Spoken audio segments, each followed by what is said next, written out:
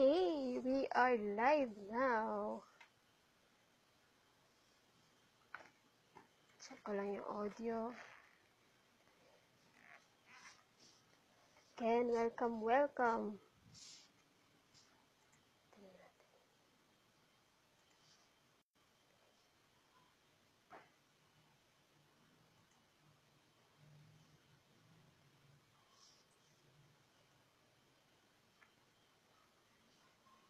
Okay, welcome guys. Kung nakapasok na kayo, feel free to leave your comments, okay? Check ko lang yung audio. It's 5 p.m. and we are live. Hi, Jake, Coach Fernandez. Hello. Lang guys ha. Naririnig ba?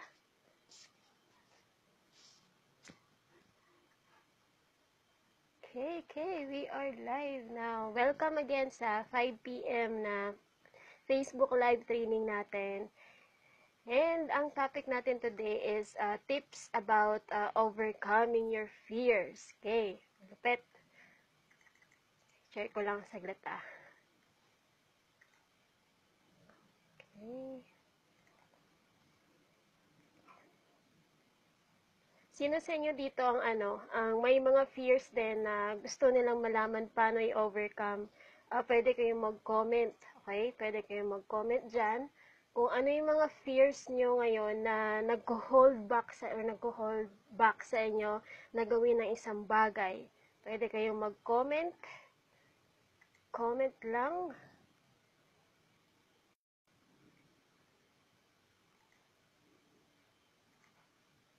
Okay na. Nakashare na. Again, welcome sa Facebook live training natin. Regular to every 5 p.m. So, kung first time mong umattend, make sure na naka-turn on yung notification pag notification pag ilalike mo yung page ko. Okay? Okay na yung audio. Okay.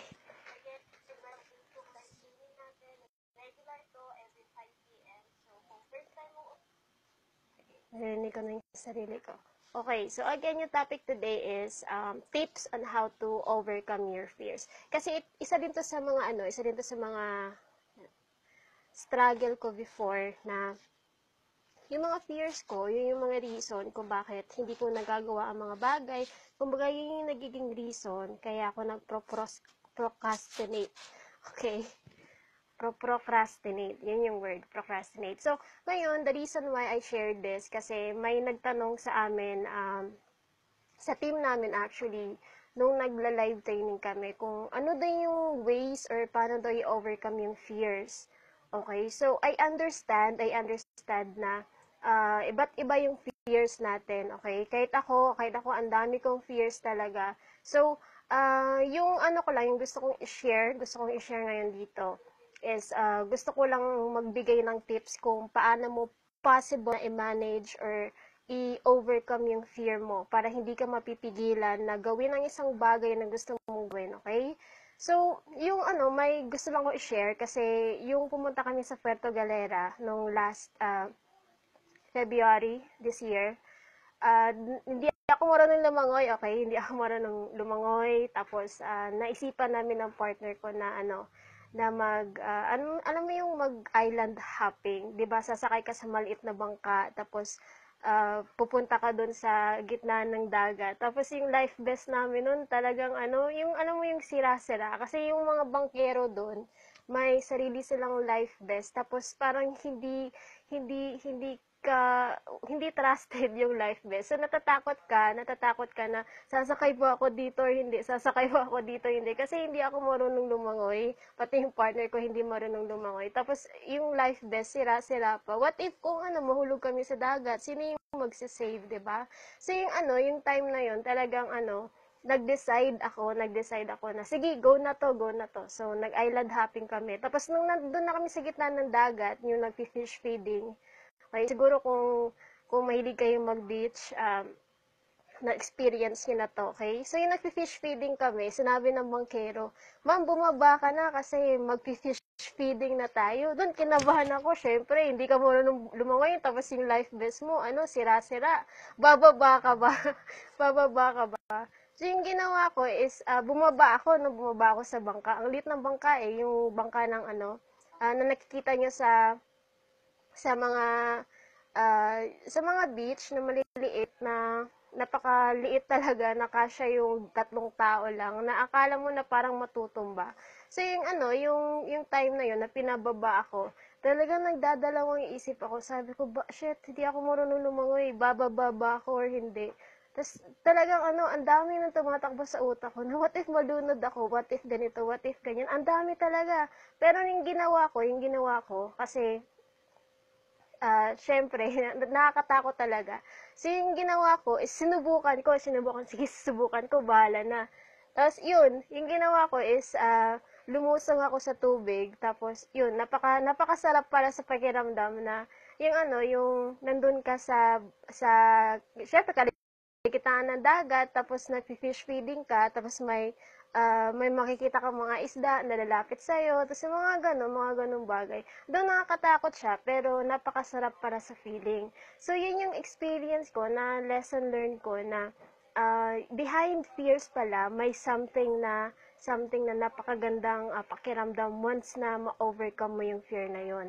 Okay? So, behind those fears, diba, natakot ako, grabe, pero yung pleasure na maramdaman mo after mo ma-overcome yung fear, grabe, napakasarap talaga. Napakasarap sa pakiramdam. Tapos, once na ma-overcome mo yung fear na yun, at that very moment, talagang hindi mo malilimutan yung experience na yun kasi magsisilbing lesson na yun sa'yo diba? Parang naging memory mo na ay, natakot ako before, pero na-overcome ko, masarap pala sa pakiramdam. Okay? So, yun yung gusto kong i-share sa inyo ngayon, paano i-overcome ang fear para ma-experience nyo yung sarap, no? Sarap sa pakiramdam. Hi, Zenny. Welcome sa Facebook Live. Okay, so, yun nga, yung pag once na-overcome mo fear na yon, napakasarap talaga sa pakiramdam. Promise. So, paano natin i-overcome yung fear? So, yung pinakaunang pwede mong gawin is i-identify and i-acknowledge mo yung fear mo. Okay? So, ako, nung time na in-acknowledge ko na hindi ako marunong lumangoy, yung life vest is sira-sira, anong mangyari sa amin? What if, di ba? What if bigla na lang maputol yung life vest na sa kalagitnaan ako ng dagat, sino magsisave sa akin? Parang ganun. So, acknowledge your fear and identify.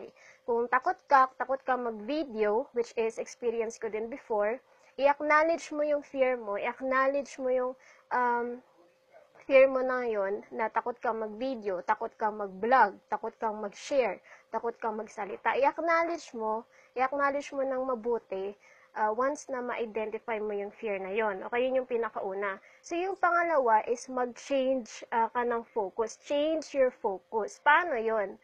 Once na i-acknowledge mo, once ma-identify at ma-acknowledge mo yung fear mo, paano mo i-change yung focus mo? Paano, yung pag-change ng focus dito, pwede mong isipin yung outcome, okay? Doon ka mag-focus sa outcome once na i-overcome mo yung fear mo. Okay, katulad, kung takot kang mag-video vlog, or takot kang humarap sa camera, okay? Isipin mo lang yung outcome ng pag-video mo, makakapagbigay ka ng value sa mga prospect mo, makakapag-gain ka ng credibility, makaka-gain ka ng authority. So, isipin mo yung positive na mga mangyayari. Mag-focus ka doon, okay? Mag-focus ka. Huwag kang mag-focus sa limitation, huwag kang mag-focus sa negative na mga mangyayari. Ika nga, di ba? Fear means false expectation appearing real. Diba? False expectation appearing real. So, yun, mag-focus ka lang sa outcome para talaga na lumabo yung picture na takot kang mag-video. Kasi yung utak natin, once na i-enlarge mo yung picture, na okay mo yung maging outcome, marami kang matutulungan. Once na-enlarge mo yung ganun, once na yun yung maging focus mo, yun yung i-adapt ng brain mo. Okay? Yun yung i-adapt ng brain mo. So, ganun nag-work ang utak natin. Kung ano yung i-focus natin sa isip natin, yun talaga yung mag-identify na behavior, yun yung mag-identify ng action natin. Okay? So, yung pangatlo is, yung sinabi ko din kanina na imagine the positive outcome if you will face the fear. Okay? So imagine dun ka isip sa positive na outcome. Huwag kang mag-isip na ay baka hindi okay yung video ko, ay baka walang makikinig, ay baka ganito, baka ganyan. Given na yan kasi kung first time mo pa lang magvi-video, given na yan, okay? It's part of challenge. Isipin mo lang na challenge yan para sa para mas mag-improve ka. Okay? Naalala ko nga one time na nagvi-video ako, napaka-rugged ko. Promise. Napaka-rugged ko. Tapos sinabihan ako na, ma'am, okay sana yung video mo, kaya lang ang hina ng boses mo, napakalabo ng camera, tapos ang rugged mo. Parang ganun. So, dahil dun sa mga comments na yun, talagang nag-improve ako. Nag-improve ako sa pag-video, nag-improve ako sa pagtitake ng video. Ang daming improvement na nangyari sa akin. Kaya, kung mga comments na ganun, huwag kang mag-focus doon. Take it as one way para improve yung self mo, okay? So, yung pang-apat na pwede mong gawin para i-overcome yung fear mo is just do it. Okay? Diba? Nung nag-decide ako na, sige, gagawin ko na, dun ko talaga na totally na masabi na na-overcome yung fear ko. Kasi hindi mo malalaman yung resulta kung hindi mo susubukan, diba? Hindi mo malalaman yung makukuha mo once na hindi mo susubukan. Kaya yung yung pinaka the best na way mo para i-overcome yung fear mo, is subukan mo muna. Okay? Para malaman mo kung para sa'yo talaga, kung okay ba na strategy to, kung okay ba na mag-video ako, kung okay ba gawin to, okay bang gawin yan. Okay? So, yun, just do it. May isang, meaning din ng fear para sa akin. Yung meaning ng fear, F is face it, E is explore it, A is accept it, and R is respond. Okay? Pwede mong i-adapt tong meaning na fear na to para at least kung may gusto kang gawin, pag may naisipan kang gawin, tapos akala mo na, or kung matatakot ka, parang ganun, okay? Isipin mo lang yung acronym na to. You need to face it, you need to explore it. Kailangan mag-explore mo, ano kayong mangyayari dito, ano kayong mangyayari. Parang be excited sa adventure, be excited sa new experience. Yun yung sekreto din eh. Be excited sa new experience, okay? And kailangan tanggapin mo na panibagong experience to sa akin, hindi ko to palalagpasin. At dapat na gawin mo lang yung gusto mong gawin. Ganun lang naman yung sekreto doon para sa pag-overcome ng fear. Kasi fear is a condition then of emotion. Is parang emotion natin yung fear eh, 'di ba? Once na i-acknowledge mo yung fear mo na yon, kung ano mang fear mo diyan or kanang iniisip mo, ano mga kinatatakutan mo, once na mai-acknowledge mo yung emotion na yon, okay?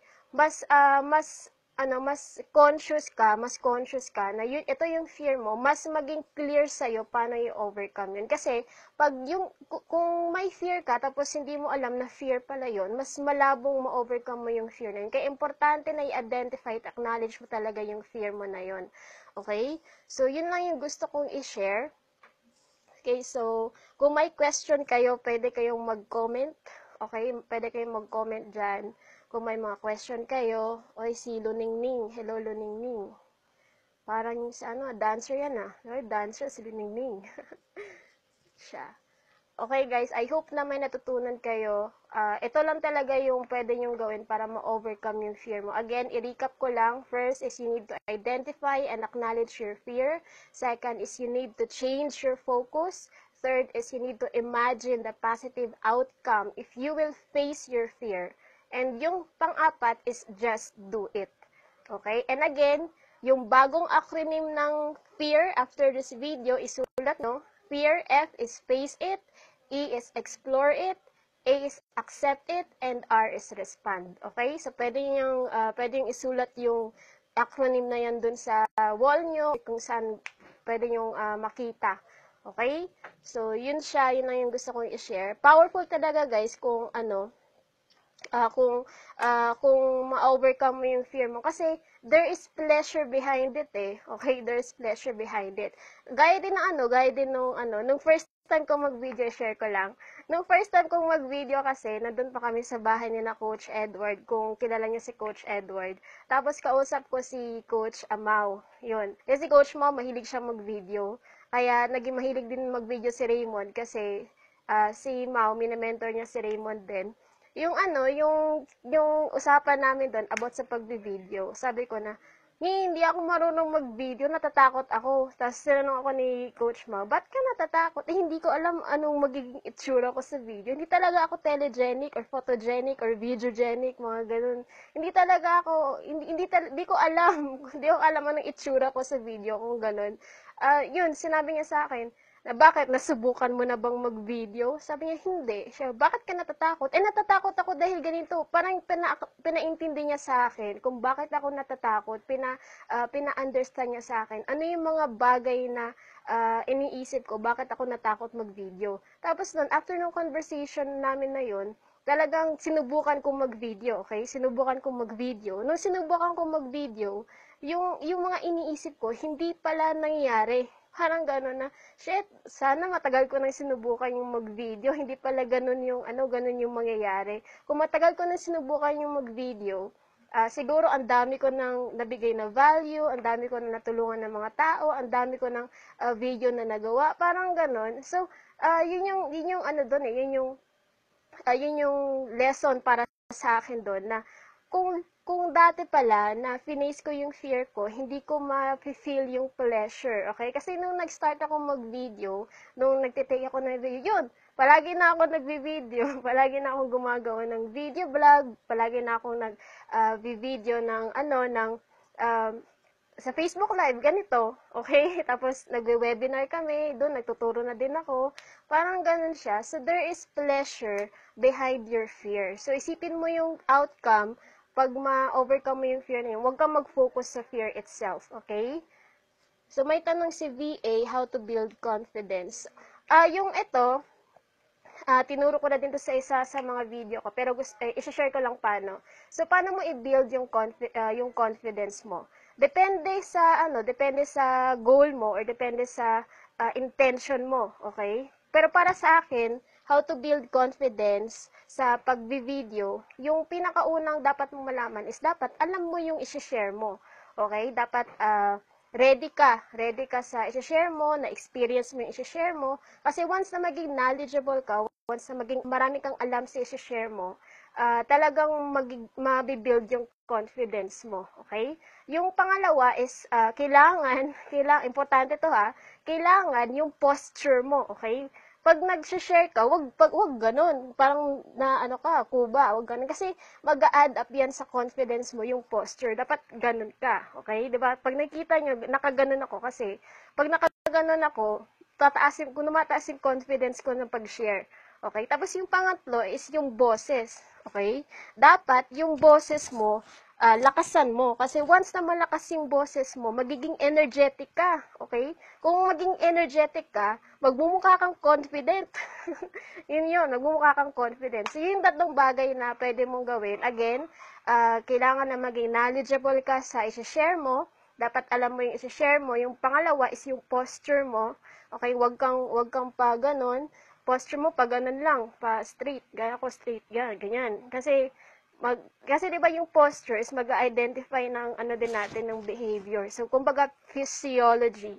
Okay, posture. Tapos yung boses dapat malakas yung boses mo para yun nga mag-sound confident ka. Yun, pwede mong gawin 'yan, VA. Okay, I hope nakatulong. Okay guys, may question pa ba bago ko i-end? Okay, so thank you for staying. Ayos. Okay, so bukas, 5 p.m., okay, magpe-Facebook live ulit ako. So, subukan kong mag-invite ng guest. O, si Zenaida. Ganyan din ang feeling ko. May sure din ako, baka pintasan ako. Di sila. Yes, tama. Dapat. May seymour pa. Yes, tama. Importante yan. Yun. Basta guys, yung fear, wag ka talagang mag-focus doon sa fear mo. Kasi, 'di ba yung utak natin, yung una talagang naiisip is yung negative. Okay? So, yung pwede natin gawin is i-trigger natin. Okay? I-trigger natin yung negative thinking na yon at magbigay tayo ng bagong association. Okay? Kung takot ka na mag-video, isipin mo na lang na kung hindi mo gagawin yung pagbe-video, talagang forever kang matatakot so hindi ka magkakaresulta or hindi mo maa-achieve yung gusto mong mangyari. Okay? So, yun yung pwede mong gawin. So, question? May question pa ba? Grabe, pawis. Question, guys. Okay. Sino ba? Uy, Mau! Coach Mau. Diyan ka pala. Pala si mentor ko, si Coach Mau. Basta, guys, kung may question pa kayo, feel free to leave your comment, ha? Ganda, ganda, ganda. Wala na? Okay, so i-end ko na tong Facebook Live na to. And bukas guys, 5 p.m., make sure na naka-subscribe ka sa page ko or make sure na naka-on yung notification mo para maka-receive ka ng notification. Again, tomorrow, itry ko na mag-request ng guest. Okay? Kasi I'll be somewhere tomorrow, somewhere over the rainbow. Okay? And kung member ka ng team namin, pwede kang sumali sa webinar mamayang gabi 9 p.m. Okay? So again, thank you so much for staying and I hope na makita kita tomorrow, 5 p.m. Sige na, bye-bye. Bye, Coach Mau. Thank you. Bye, guys.